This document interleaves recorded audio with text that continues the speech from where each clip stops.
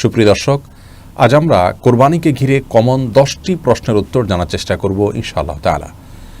সর্বপ্রথম যে প্রশ্নের উত্তর জানবো তা হলো ভাগে কোরবানি দেওয়া প্রসঙ্গে। ভাগে কোরবানি দেওয়া নিয়ে আমাদের অনেকগুলো প্রশ্ন আছে, যেমন ভাগে কোরবানি দেওয়া জায়েজ আছে কিনা, জায়েজ থাকলে ভাগীদারদের সংখ্যা বেজোড় হতে হবে নাকি জোড় হলেও চলবে, কেউ পশু ক্রয় করার পর ভাগীদারের সংখ্যা বাড়াতে পারবেন কি না।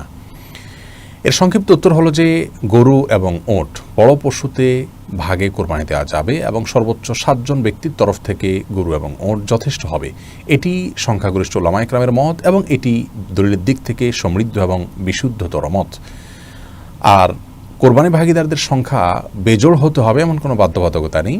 জোড় বেজোড় যে কোনো সংখ্যক ভাগীদার হতে পারবেন, সর্বোচ্চ 7 পর্যন্ত। তবে একটি ভাগ একাধিক ব্যক্তি নিতে পারবেন না বা একাধিক ব্যক্তির তরফ থেকে একটি ভাগ হতে পারবে না। আর কোরবানির পশু কেনার পর কেউ যদি ভাগীদারের সংখ্যা বাড়াতে চান তাহলে সেটি তিনি করতে পারবেন। ধরুন দুজন মিলে কোরবানি করবেন বলে পশু ক্রয় করেছেন, তৃতীয় আরেকজনকে তারা যুক্ত করলেন, এটি জায়েজ আছে। দ্বিতীয় প্রশ্ন হলো জবের সময় যাদের পক্ষ থেকে কোরবানি করা হচ্ছে তাদের নামের তালিকা পাঠ করা আবশ্যক কিনা। এর সরল এবং সহজ উত্তর হলো এটি জরুরি কিংবা আবশ্যক নয়। তবে যদি কেউ করতে পারেন তাহলে সেটি ভালো, মুস্তাহাব। সহিহ মুসলিমের হাদিসে বর্ণিত হয়েছে রাসূল করিম সাল্লাল্লাহু আলাইহি সাল্লাম তার কোরবানি পশু জবাই করার সময় বলেছিলেন, বিসমিল্লাহ আল্লাহুম্মা তাকাব্বালহু মিন মুহাম্মদ ওয়া মিন আলি মুহাম্মদ ওয়া মিন উম্মতি মুহাম্মদ, যার অর্থ হলো আল্লাহ আমি আপনার নামে এটি জবাই করা শুরু করছি, আপনি এটাকে কবুল করুন মুহাম্মদের পক্ষ থেকে, তার পরিবারের তরফ থেকে, তার উম্মতের তরফ থেকে। এই জন্য কোরবানি যাদের পক্ষ থেকে করা হচ্ছে জবের আগে তাদের নামগুলো উল্লেখ করে, নাম পাশাপাশি বাবার নাম এভাবে যদি উল্লেখ করা হয় অমুকের সন্তান অমুক, এরকমভাবে সবার নাম উল্লেখ করে যদি বলা হয় আল্লাহ সবার তরফ থেকে আপনি কোরবানি কবুল করেন, এরপরে ছুরি চালনা করা হয়, এটি মুস্তাহাব, এটি উত্তম, জরুরি বা আবশ্যক কোনো বিষয় নয়। তৃতীয় প্রশ্ন হলো কোরবানির গোশত ভাগীদারদের মাঝে যদি অনুমান করে বন্টন করা হয় সেটি উচিত হবে কিনা। এর উত্তর হলো না, এটি উচিত হবে না, বরং যথাসম্ভব পরিমাপ করে সমান হারে সবার মধ্যে বন্টন করা উচিত এবং কর্তব্য, এটা অনুমান করে ভাগ করা উচিত নয়। 4 নম্বর প্রশ্ন হলো গোশত কয় ভাগ করতে হবে, 3 ভাগ করা আবশ্যক কিনা। এর উত্তর হলো যার যার ভাগের গোশতকে তিনি 3 ভাগে বিভক্ত করে বন্টন করা বা ব্যবহার করা এটি মুস্তাহাব। 1 ভাগ নিজের জন্য, 1 ভাগ আত্মীয় স্বজন প্রতিবেশী তাদের জন্য, এমনকি যিনি কোরবানি করেছেন এমন কাউকে উপহার হিসেবে পাঠানো যেতে পারে। আরেক ভাগ হলো গরিব অভাবী দুঃখী মানুষদের জন্য। কিন্তু এই 3 ভাগ করাটা জরুরি কিংবা আবশ্যক নয়, এটাকে হেরফের বা কমবেশ করাতে কোনো অসুবিধা নেই।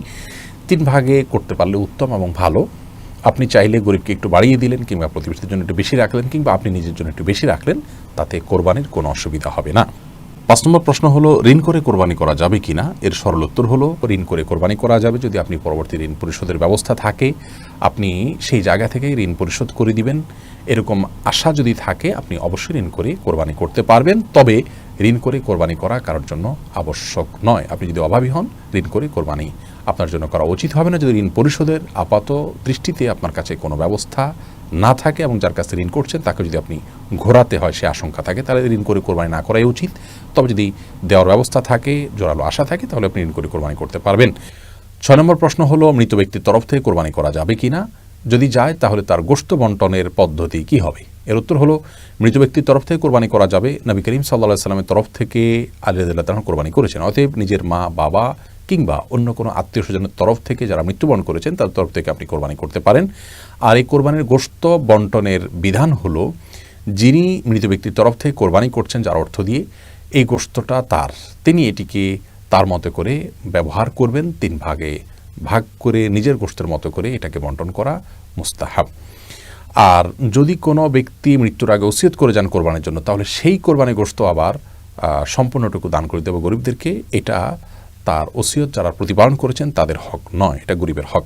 7 নম্বর প্রশ্ন হলো কোরবানি পশু নিস্তেজ হওয়ার আগেই অনেকে চামড়া চেলা শুরু করেন, রক কাটা শুরু করেন, এটি জায়েজ আছে কিনা। এর উত্তর হলো এটি সম্পূর্ণ গুনাহের কথা। এমনকি জবের পর সময় কসাইরা চাকু দিয়ে খোঁচাতে থাকেন, এর ফলে কোরবানির পশু স্বাভাবিক মৃত্যু না হয়ে অস্বাভাবিক মৃত্যু হতে পারে, যার ফলে পশু খাওয়া পর্যন্ত হারাম হয়ে যেতে পারে। এই জন্য চাকু দিয়ে জবের পরে খোঁচানো উচিত নয় এবং নিস্তেজ হওয়ার আগে চামড়া ছেলা কিংবা রড কাটা সম্পূর্ণভাবে না জায়েজ কাজ। সহিহ মুসলিম হাদিসে আসছে পশুর প্রতি অমানবিক না হওয়া প্রয়োজন ছাড়া, সেজন্য এটি করা যাবে না। 8 নম্বর প্রশ্ন হলো অনেক সময় দেখা যায় বুড়ি পরিষ্কার করতে দেওয়া হয় এবং যাকে দেয়া হলো তাকে বলা হয় যে এটা পরিষ্কার করার পর তুমি কিছু নিয়ে আমাকে কিছু দিও, এটি জায়েজ আছে কিনা? এর সরল উত্তর হলো এটি জায়েজ নাই। কারণ নবী করিম সাল্লাল্লাহু আলাইহি সাল্লাম কোরবানির পশুর গোশত যারা প্রস্তুত করেন তাদেরকে কোরবানির পশুর গোশত দিয়ে কোনো কিছু দিতে নিষেধ করেছেন, সেজন্য এটি জায়েজ নয়। আপনি হয় সম্পূর্ণ বড়ি কাউকে দিয়ে দিবেন, অথবা তাকে দিয়ে পরিষ্কার করার পর তাকে টাকা দিবেন, বড়িটা আপনি নেবেন, কিন্তু পরিষ্কার করার বিনিময়ে কিছু বড়ি তুলে নেবেন, এটি জায়েজ নয়। 9 নম্বর প্রশ্ন হলো অমুসলিমকে কোরবানি গোশত দেওয়া যাবে কিনা? উত্তর হলো অমুসলিমকে কোরবানি গোশত দেওয়া যাবে, কোনো নিষেধাজ্ঞার ব্যাপারে নাই। 10 নম্বর প্রশ্ন হলো কোরবানি গোশত কতদিন রেখে খাওয়া যাবে, ফ্রিজে রেখে খাওয়া যাবে কিনা? এর উত্তর হলো যে কোরবানি গোশত ফ্রিজে রেখে খাওয়া যাবে, এবং কতদিন রেখে খাবেন এটি একান্তই আপনার ব্যাপার। এক্ষেত্রে শরীয়ত কোনো সীমানা নির্ধারণ করে দেয়নি যে এর মধ্যে কোরবানি গোশত খেয়ে শেষ করতে হবে। কোরবানির গোশত 3 ভাগ করার নাকি নিয়ম নেই, কিভাবে বন্টন করা সবচেয়ে উত্তম? কোরবানির গোশত 3 ভাগ করার নিয়ম নেই, এই কথা ইদানিং খুব বেশি চাউর হচ্ছে। কে বলেছে কোরবানির গোশত 3 ভাগ করার নিয়ম নেই? এখানে একটি ভুলকে সংশোধন করতে গিয়ে আরেকটা ভুল আমরা করে বসছি অনেকে, আর সেটি হলো কোরবানির গোশত এ সম্পর্কে আল্লাহ রাব্বুল আলামিন কোরআনে হাকিমে বলেছেন ফাকুলু মিনহা ওয়া আত'ইমু আল কানিআ ওয়াল মু'তাররা।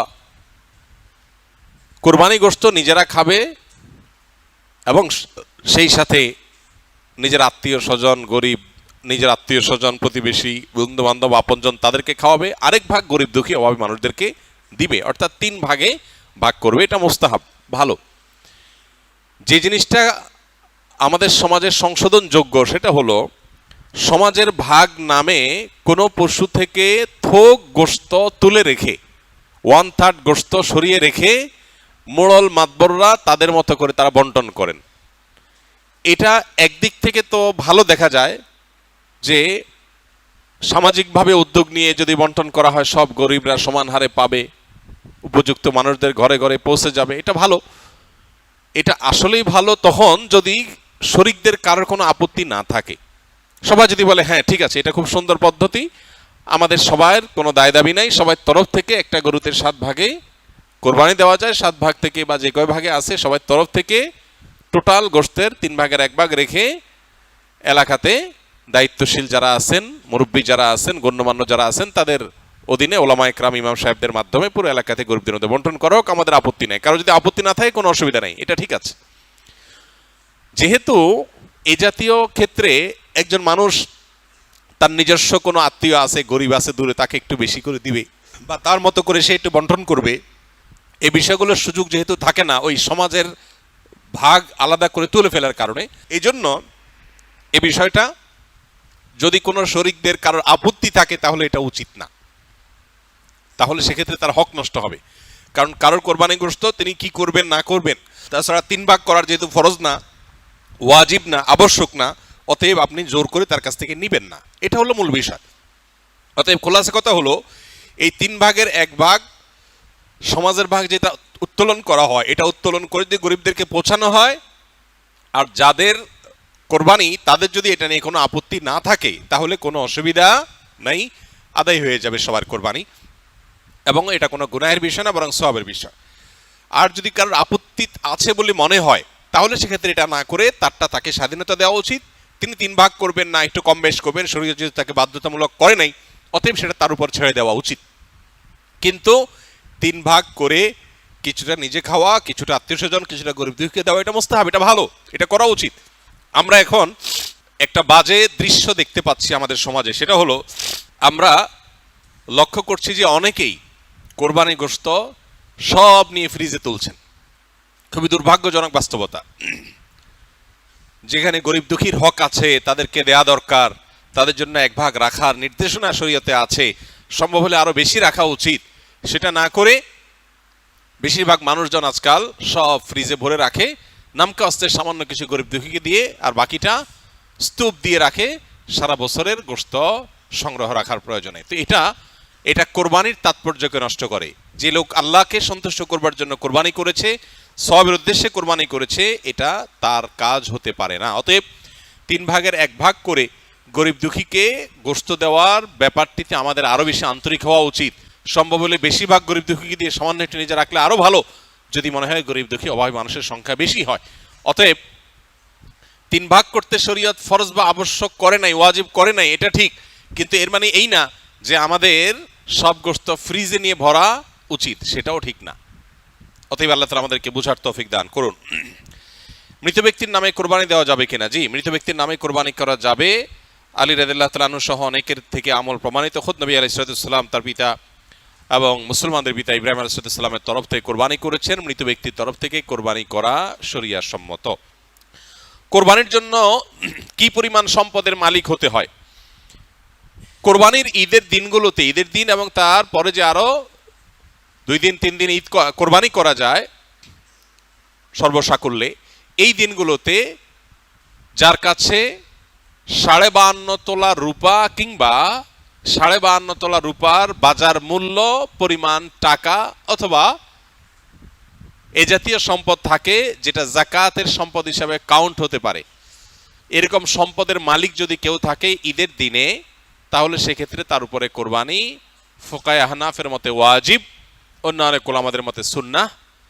এই যে দিনগুলোতে কোরবানি ওয়াজিব বা আবশ্যক, এটার জন্য ওই নেশাব পরিমাণ সম্পদ 52.5 তোলা রূপার সমপরিমাণ সম্পদ, এটা 1 বছর থাকা জরুরি না। জাকাতের জন্য 1 বছর থাকলে যখন জাকাত আসে, কোরবানির জন্য 1 বছর থাকা জরুরি না। এই দিনগুলোতে থাকলেই কোরবানি বর্তায়। আমি নিজের কিছু বদভ্যাস ছাড়তে চাই যা অনেক লম্বা সময় গড়ে উঠেছে, যেমন অতিরিক্ত ফিকশনাল বই পড়া, মুভি দেখা ইত্যাদি।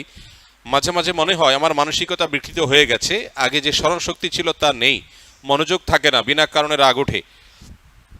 প্রোক্রাস্টিনেশন, সময়ের কাজ সময়ে না করা ও ডিপ্রেশনে ভুগছি, কিভাবে এসব থেকে পরিত্রাণ পেতে পারি? আধুনিক পৃথিবীর বেশিরভাগ মানুষ এই রোগে আক্রান্ত।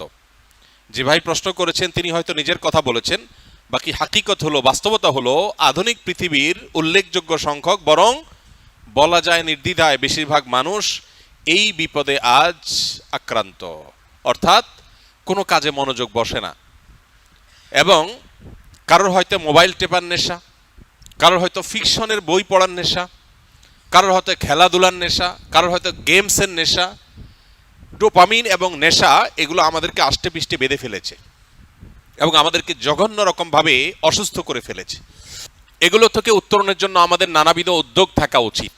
এর মধ্যে সবচেয়ে বড় করণীয় হলো, যেই কোনো কাজ অতিরিক্ত নেশা হয়ে গেলে সেটা ছেড়ে দেওয়া বা সেটা থেকে সরে আসার চেষ্টা এবং সংগ্রাম চালানো দরকার।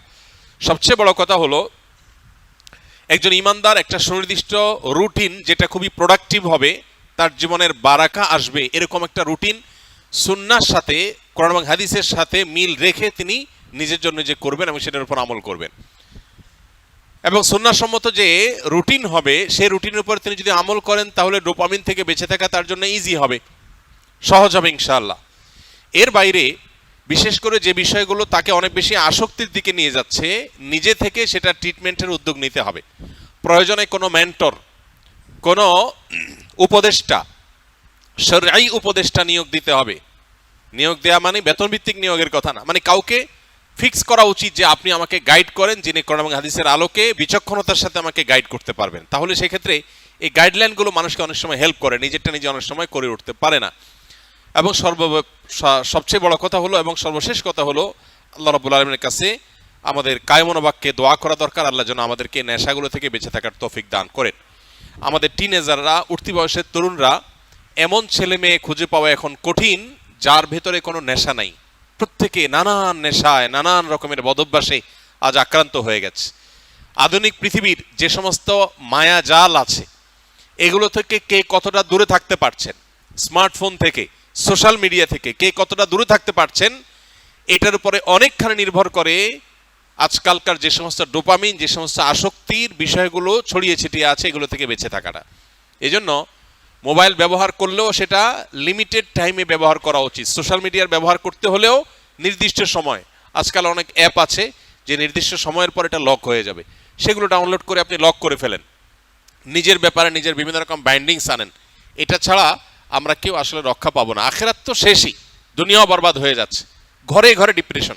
আমরা গত সপ্তাহে সম্ভবত বলেছি, বিশ্ব স্বাস্থ্য সংস্থার জরিপ বলছে 2030-এর পর গোটা পৃথিবীতে সবচেয়ে বেশি পরিমাণে যে রোগ ছড়িয়ে পড়বে, বেশি পরিমাণে যে রোগের রোগী গোটা পৃথিবীতে পাওয়া যাবে, সে রোগটার নাম হলো ডিপ্রেশন। আমরা একদিকে দেখতে পাচ্ছি সুখের উপকরণ, নানাবিধ উপকরণ সুখের, এগুলো দিন দিন বাড়ছে। আবার অপর দিকে দেখতে পাচ্ছি পৃথিবীতে দুঃখী মানুষের সংখ্যা, ডিপ্রেসড মানুষের সংখ্যা, পেরেশান মানুষের সংখ্যা পরিমাণ দিন দিন বাড়ছে। একদিকে আমরা দেখতে পাচ্ছি একটা চিত্র সিনারিও যে সুখের বিভিন্ন আইটেমগুলো বাড়ছে, কতভাবে মানুষকে সুখ দেওয়া যায়, দুনিয়াটাকে জান্নাত বানানোর বা একটা দামি জান্নাত বানানোর একটা চেষ্টা কসরত আমরা একদিকে দেখতে পাই, যে কোনো ত্রুটি কোনো কষ্ট যেন না হয়, মানুষের সব স্মুথ। এটা একটা সিনারিও। আর আরেকটা সিনারিও হলো প্রত্যেকটা ঘরে ঘরে, বড়রা তো আর বড়রা, মানব ইতিহাসে কখনো বাচ্চারা যেখানে ডিপ্রেসড এরকম ছিল না, এখন ঘরে ঘরে যত আধুনিক, যত উন্নত, যত অগ্রসর, তত বেশি বাচ্চাদের মধ্যেও ডিপ্রেশন বেশি পাওয়া যাচ্ছে, আত্মহত্যার প্রবণতা বাড়ছে। এটা আমাদেরকে বার্তা দেয় জাগতিক এই সমস্ত উন্নতি অগ্রগতির কোনো টুলস মানুষকে সুখী করতে পারে না। আল্লাহ বিজিক্রিল্লাহি তাতমাইন্নুল কুলুব, ঈমান এবং নেকামল ছাড়া, আল্লাহর কাছে আত্মসমর্পণ করা ছাড়া পৃথিবী সুখী হতে পারে না। মানুষ বহু কিছুকে ট্রায়াল করবে, কিন্তু তাকে ব্যাক করতে হবে দিন শেষে ইসলামের দিকে। আল্লাহ তাআলা আমাদেরকে বুঝার তৌফিক দান করুন।